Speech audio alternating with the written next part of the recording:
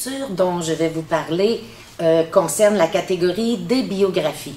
Alors, ça s'intitule « Les jumelles martyrs ». C'est la vie de Isabelle et Mireille Grenier. Ces deux jeunes filles-là, qui sont nées en mars 1965, ont été portées à la crèche de l'Hôpital général de la Miséricorde à Montréal. Donc, elles ont demeuré là jusqu'à 2 ans, 3 mois.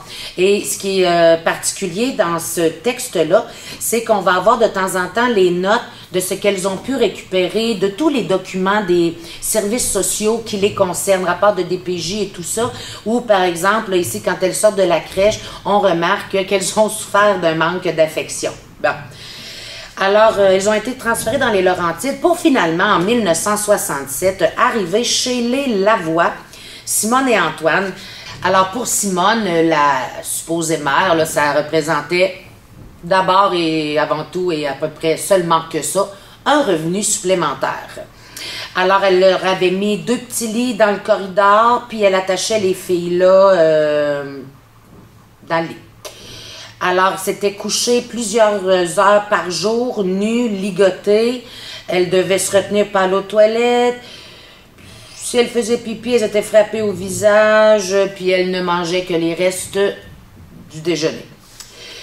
Les 2 plus vieux commençaient déjà à faire des attouchements sexuels, se faire masturber par les petites filles. Il leur crachait dessus, urinait dessus. Finalement, la mère va envoyer les 2 petites filles dans le grenier. Puis, elles avaient 3-4 ans. Si elles vomissaient, s'il y avait de l'urine, des excréments parce qu'on s'en occupait pas, elles devaient manger le tout.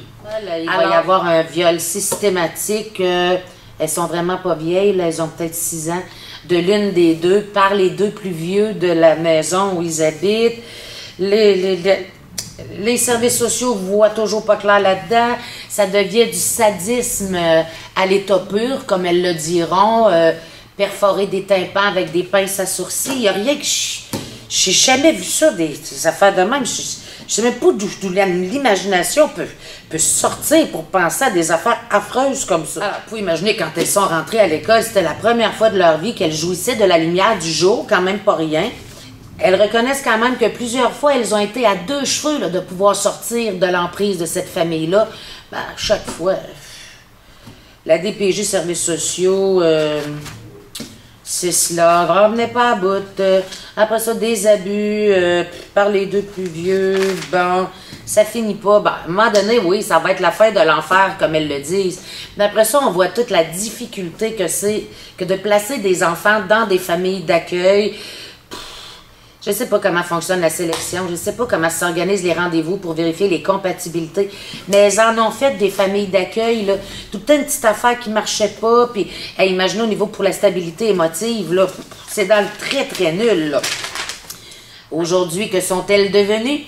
Il y en a une qui est éducatrice spécialisée, mariée, elle a une fille de 28 ans, puis elle défend les aînés, les personnes âgées. L'autre est travailleuse sociale avec les femmes et un de ses mandats, c'est vraiment être à la défense des enfants. Alors, je vous souhaite une bonne lecture, bonne réflexion. À bientôt.